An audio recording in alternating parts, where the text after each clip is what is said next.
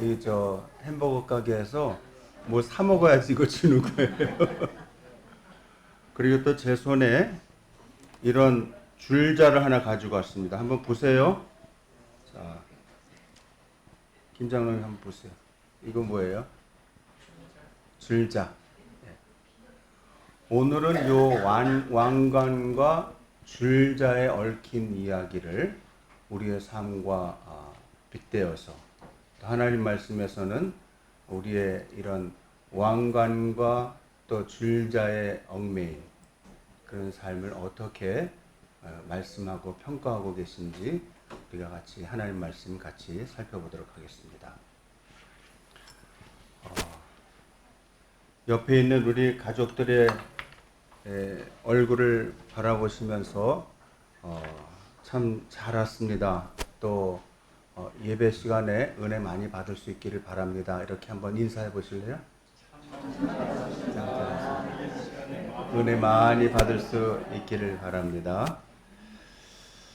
오늘 우리는 갓난아기부터 백발이 성성한 할아버지 할머니까지 또 온 가족이 한 자리에서 하나님을 예비하는 아주 특별한 그런 시간을 갖고 있습니다. 사실 우리 교회는 이렇게 세상에서 제일 큰 교회는 아닐지 몰라도 제일 건강한 교회 중에 하나라고 저는 생각을 합니다.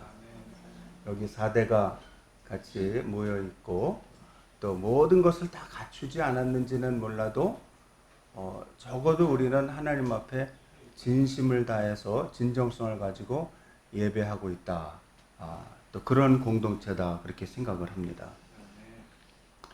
조금 전에 제가 보여드린 이 왕관과 그 줄자는 어쩌면 우리의 그 가정생활 또는 자녀들에 대한 또 우리 자신에 대한 어떤 삶의 철학을 단적으로 보여주는 두 가지 이런 시청각 자료가 아닌가 생각을 해요.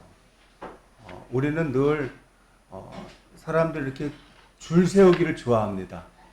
너는 키가 얼마나 자랐어? 너 지금 네 나이에 지금 하고 있는 게 뭐야? 아니면 너 지금 어떤 지위에 올랐어? 너 돈은 얼마나 벌어? 그런 거에 늘 관심을 가지고 사람들을 줄 세우고 또 서열을 정하고 또 그러면서 우리 삶에 적지 않은 우리 마음에 적지 않은 그런 아픔이 상처가 있는 것이 사실입니다. 지금 아이들이 대부분 들어갔지만은 그렇게 길을 쓰고 학원에 보내는 이유가 수학 점수 하나 더 맞기 위하여 또 등수 하나 올리기 위하여 그렇게 애를 쓰는 거 아닙니까? 그러니까 계속 이 줄자 가지고 우리 인생을 재는 거예요. 그 결국은 종국에는 왕관을 쓰려고 다른 사람을 누르려고 위에 올라 그래서 짓밟으려고. 물론 그렇게 거칠게 얘기하는 사람은 바보가 아닌다면 별로 없습니다. 그러나 우리 마음속에 있는 그런 경쟁 논리 또는 다른 사람들 위에 서려고 하는 어떤 서열 중심주의 그런 것이 우리를 붙잡고 있지 않나 하는 생각을 하게 됩니다. 그런데 놀랍게도 오늘 성경 말씀 속 예수님의 제자들도 똑같은 줄자를 마음에 품고 있었습니다. 예수님과 함께 길을 걸어가면서 제자들은 마음에 이런 욕망을 품었습니다. 만일 예수님이 왕이 되시면 내 서열은 몇 위가 될까? 베드로가 늘 나서고 또 표현도 잘하고 그러는데 또 예수님 인정도 하시기도 하고 때로는 야단도 치시고 그러는 것 같은데 베드로가 높을까? 아니면 야고보가 높을까? 아니면 요한이 높을까? 예? 저 셋은 늘 예수님 곁에서 따라다니면서 뭐 변화산에도 올라가고 이러는 거 보면 분명히 제일 높은 자를 차지하고 말 거야. 그거 그냥 둘 수는 없지. 그런 마음이 속에 있지 않을까요? 그래서 누가 더 높으냐고, 누가 예수님 오른편에 앉겠냐고, 누가 예수님 왼편에 앉겠냐고, 그거에 늘 관심이 있는 게 아닙니까? 제자들은 길가에서 서로 은밀하게 서열을 다투면서 눈치를 보았습니다. 그러다가 결국 참지 못하고 예수님께 단도직입적으로 이 질문을 던져요. 주님, 천국에서는 과연 누가 가장 큰 사람입니까? 이 질문은 어른들이 늘 품고 있는 원초적인 욕망, 동물적인 욕망이 있죠. 특별히 수컷들에게 있는 욕망. 이 남자들은 몇 명만 있으면 꼭 싸워요. 마치 그 정글의 밀림의 사자들처럼. 그냥 한 사람이 다 모든 한 수컷이 모든 무리를 거느린다는, 그게 우리 남자들에게도 있는 그런 욕망이 아닐까요? 남들 위해 군림하고 상대를 내 뜻대로 통제하고 싶어하는 마음, 그 날 것 그대로를 대변하는 질문이 바로 천국에서는 누가 제일 크냐는 거예요. 오늘날 우리 어른들도 또 우리 아이들도 학업과 사회적 성취 속에서 매일 겪고 있는 누가 더 우위에 서느냐, 그 생각을 가지면서 늘 피말리는 서열 경쟁이 고스란히 이 질문에 담겨 있습니다. 저는 교수가 되면 그런 거 별로 없을 줄 알았어요. 그래서 그래도 이제 경쟁이 좀 없는 사회로 왔고 대부분 목사인이 이런 게 없을 것이다. 그래서 그래도 교수가 되길 잘했다 그런 생각을 했는데 웬걸요? 그 안에도 서열 경쟁이 있는 거예요. 그냥 지나고 보면 아무것도 아닌데 누가 어떤 보직을 차지하느냐, 그거에 그냥 학기 초만 되면 관심이 많은 거예요. 총장이 누구에게 일을 맡기느냐, 그거는 그 사람을 신임한다는 건데 그 일을 맡으면 그 사람은 또 얼마나 월급이 더 오르게 될까, 또는 학교 생활할 때 얼마나 약간 더 어깨를 좀 이렇게 펴고서 걸을까. 아니 그런 거를 다 마다하고 나온 것이 교수의 자리였음에도 불구하고 그 작은 공동체 안에서도 그런 알력이 있는 것을 발견하고, 제가 근 30년 동안 일을 한 거 아닙니까? 어저께는 저희 그 후배 교수님의 딸이 결혼을 해가지고 마침 학교에 있는 조그만 이제 그 방에서 결혼식을 해서 갔어요. 이제 결혼식이 이제 1시인데 약간 일찍 가서 밥을 먹고 이렇게 앉아 있는데 거기 후배 교수님 쫙 오는 거예요. 그래서 저를 보면서 뭐라고 그랬게요? 아유, 교수님 얼굴이 편해 보이십니다.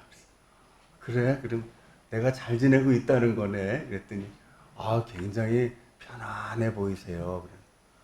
그럴 수밖에 없죠. 지금 아내랑 둘이 살고 있으니. 아내랑 무슨 서열 경쟁을 할 게 있습니까? 무슨 거기에서 무슨 어떤 다툼이 있을 수가 있습니까? 물론 전혀 아무런 어려움도 없다는 건 아니지만 그래도 뭐 조금씩 다투면서도 또 금세 또 잊어버리고 또 다시 사랑하고 그러면서 사니까 뭐 얼굴에 근심이 있을 수가 없죠. 매일 출근하는 것도 아니고. 그러니까 저를 딱 볼 때 자기들 얼굴 보다가 제 얼굴 보는 건 너무 편안해 보였나 봐요. 그래서 자네들도 이제 곧 나와 같은 삶을 살게 된다네. 그랬더니 부럽습니다. 막 그러는 거예요. 그래서 내가 지금 부러운 삶을 살고 있나 보다. 그런 생각을 한 10초 동안 했습니다.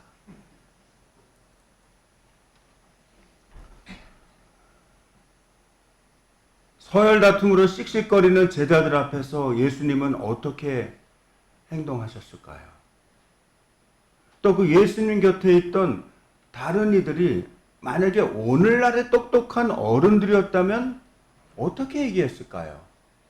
아마 이렇게 얘기했을지 몰라요. 자, 다들 일렬로 쭉 서봐. 시험 성적대로. 그 다음에 또 나이 순서대로. 또 키 순서대로. 아니면 교회 오래 다닌 순서대로. 교회 직분대로 한번 서봐. 그렇게 제일 큰 어른이 형이나 언니나 누나가 그렇게 얘기했을지 모릅니다.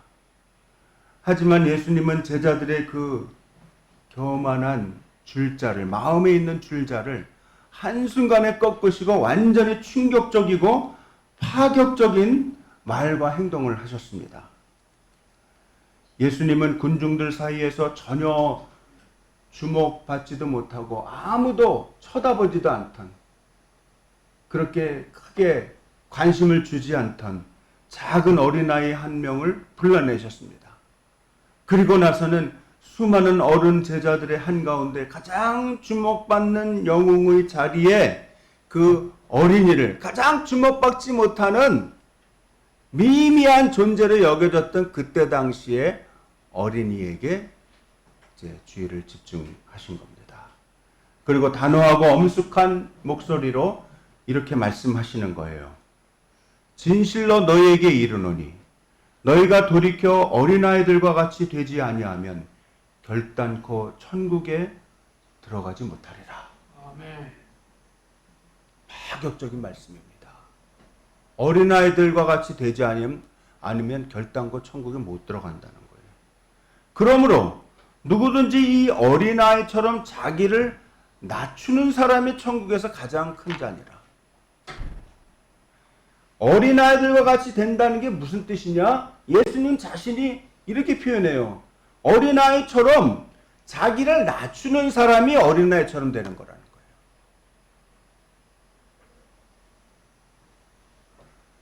이것은 평범한 칭찬이나 미담이 아닙니다.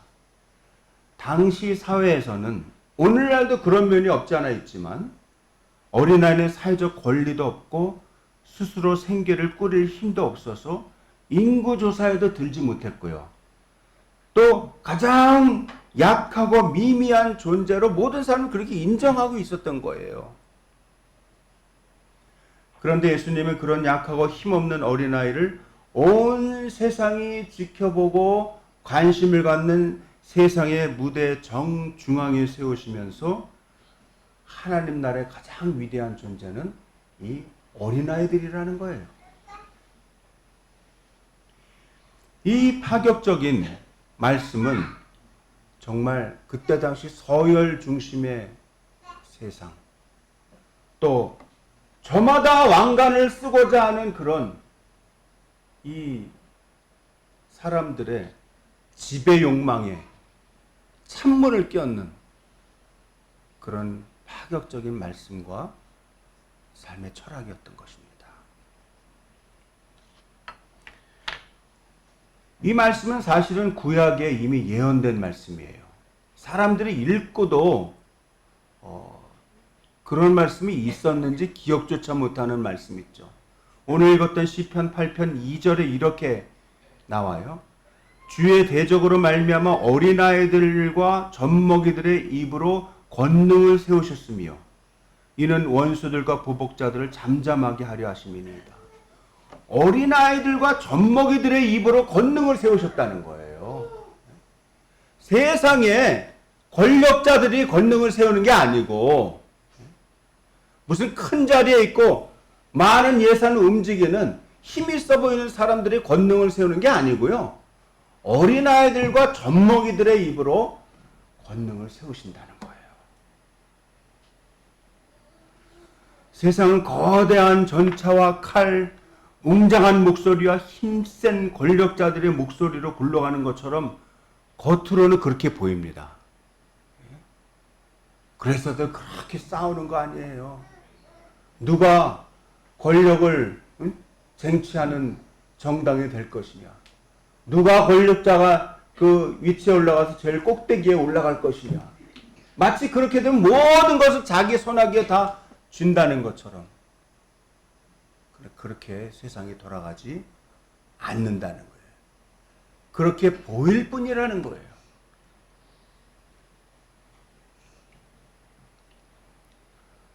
하나님이 악한 원수들의 입을 잠잠하게 하시고 당신의 위대한 구원 역사를 완성하시는 도구는 놀랍게도 어른들의 권력과 힘과 총이 아니라 어린아이와 젖먹이들의 입에서 나오는 순수한 고백이라는 사실을 우리가 함께 기억해야 되겠습니다.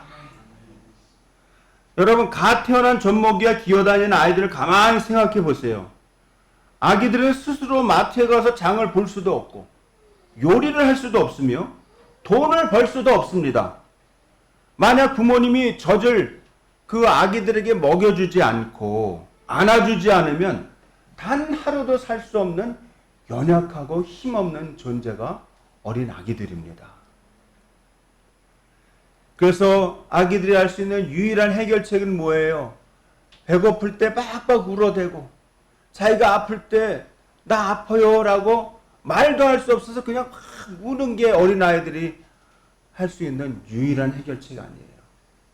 그 외침밖에 없잖아요. 엄마 아빠 나 좀 살려주세요. 나를 먹여주시고 품어주세요 라고 목 놓아 부르짖습니다. 부모님을 100% 신뢰하는 것밖에 어린아이가 할 수 있는 것은 없는 거예요. 바로 이것이 성경에서 말하는, 신학 전체에서 말하는 전적인 의존입니다. 전적 의존. 토탈 디펜던스예요.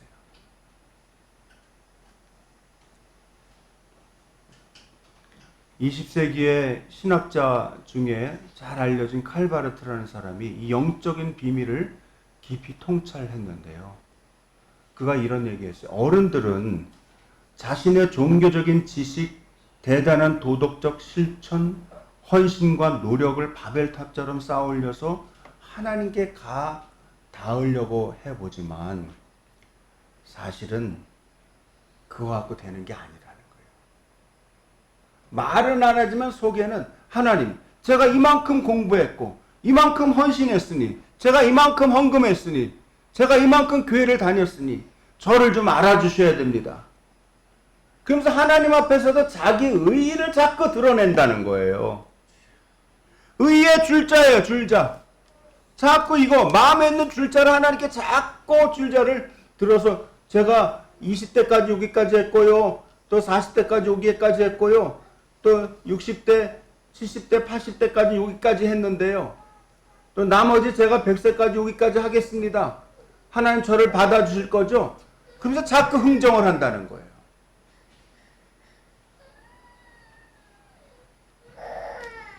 19세기 독일의 메틀링겐이라는 작고 아름다운 마을이 있었는데 거기에 아버지의 아들이 다 이제 목사님으로 작은 동네를 섬기던 분들이 계셨는데 라스트 네임은 브룸하르트라는 분이에요. 브룸하르트.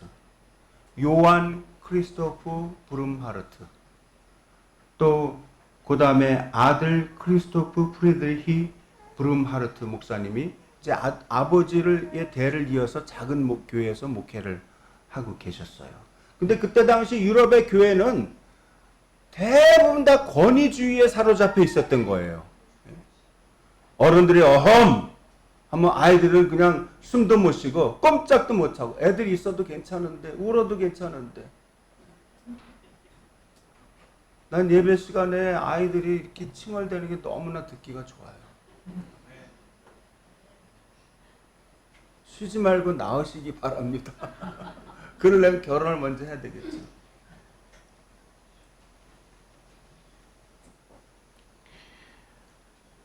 마치 아이들에게 무언의 메시지를 보내는 것이 뭐냐면, 너희는 아직 아무것도 모르니 어른들이 시키는 대로 얌전히 복종하고 듣기만 해. 이런 메시지를 끊임없이 어른들은 보내는 거라는 거예요. 그래서 이 브룸하르트 아들 목사님이 이제 나중에 뭐라고 그러냐면 어느 날 주일 아침이 됐는데 오늘처럼 아기가 계속 우는 거예요. 그러니까 사람들이 다 쳐다보면서 쟤 좀 데리고 나가지. 아니 쟤 좀 조용히 못 시키나? 도대체 부모는 뭐 하는 거야? 애를 밤에 좀 잘 먹이고 잘 재웠어야지. 막 별난 생각을 다 하면서 막 짜증을 내는 거예요. 말을 안 하지만. 그때 이 브르마르트 목사님이 아이의 곁으로 가서 실제로 무릎을 꿇고 아이를 쳐다보면서 그 아이의 연약한 어깨를 꼭 안아줬다는 거예요. 그러면서 단으로 올라와서 목사님이 이렇게 얘기했습니다. 성도 여러분, 저 어린아이의 정직한 눈물을 보세요. 저 아이가 겪고 있는 연약한 아픔과 눈물 속에 우리 예수님의 슬픔과 아픔이 고스란히 담겨 있습니다. 우리가 저 아이를 미숙하다고 손가락질하고 훈계하려 들기 전에 저 순수한 아픔 앞에서 우리 자신의 위선과 교만으로 가득 찬 어른들의 가면을 벗어야 합니다. 저 아이를 만약에 우리가 밀쳐낸다면 우리는 오늘 이 예배당에 계신 예수님을 밀쳐내는 꼴이 됩니다.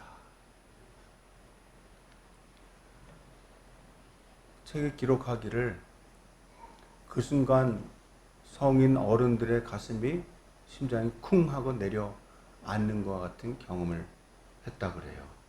늘 자신이 옳다고 믿고 다른 이들을 통제하려 들던 어른들의 눈에서 이제 눈물이 흐르기 시작했다. 참회의 눈물이었습니다. 우리는 늘 사람들을 지배하려 들고 내 말에 안 듣는 놈들은 다 나를 반대하는 놈들이니 척결해버려야 된다. 그렇게 생각하는 경우가 많이 있다는 거예요. 그러나 세상은 그렇게 지배하려는 사람들을 편에 서 있지 않고 하나님께서는 그 사람들의 입을 어린아이들 젖먹이들의 입에서 나오는 말로 무력화시킨다는 겁니다. 오늘날 사실 우리 자녀들 중에 장성한 자녀들은 소위 가나안 교인이라는 교인으로 전락해버렸어요.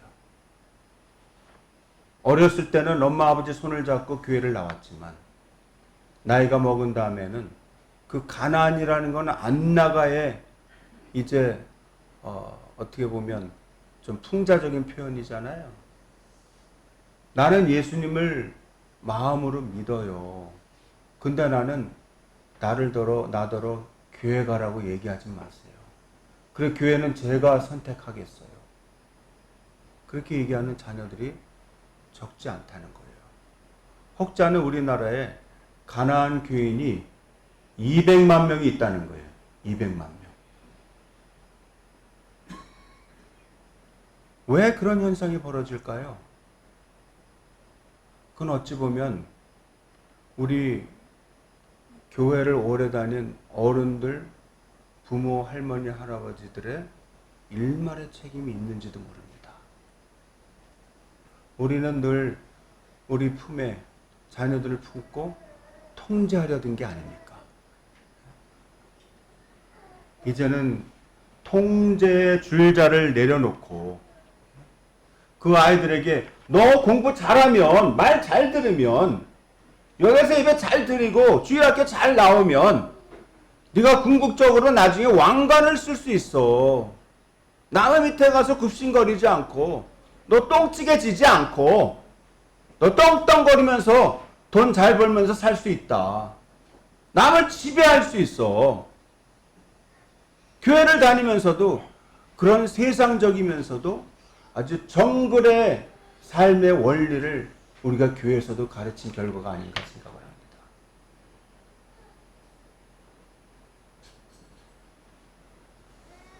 이제 우리 교회는 진정한 새바람이 부는 교회가 되기를 바랍니다. 그래서 여기에 나오는 아이들이 정말 우리의 자녀들이 정말 우리 교회처럼 순수한 교회가 없다. 우리 교회처럼 하나님의 은혜를 사모하며 자녀들도 기다려주는, 마치 우리 제목에 나오는 것처럼 통저히 줄 자를 내려놓고 기다림의 은혜를 배우는 그런 교회가 우리 교회다 라고 자랑스럽게 얘기할 수 있는 우리 자녀들이 다 될 수 있기를 바랍니다. 그래서 자발적으로 친구들을 데려오는 거예요. 자발적으로. 야, 너 우리 교회 한번 가보자. 우리 교회는 뭐 대단한 거 없고 뭐 그냥 막 에어컨이 빵빵 나오고 막 시원하고 막 멋있고 막 성가대 막 200명, 300명 앉아 있는 거 아니지만 여긴 정말 하나님을 사랑하는 하나님의 백성들이 모여서 남을 통제하려 들지 않고 또 군림하려 들지 않고 경쟁이라는 두 글자는 다 사라지고 여기서 함께 마치 어린아이처럼 하나님을 100% 신뢰하고 의지하는 사람들이 모인 공동체다. 그렇게 자랑할 수 있는 우리 새바람 교회가 될 수 있기를 바랍니다.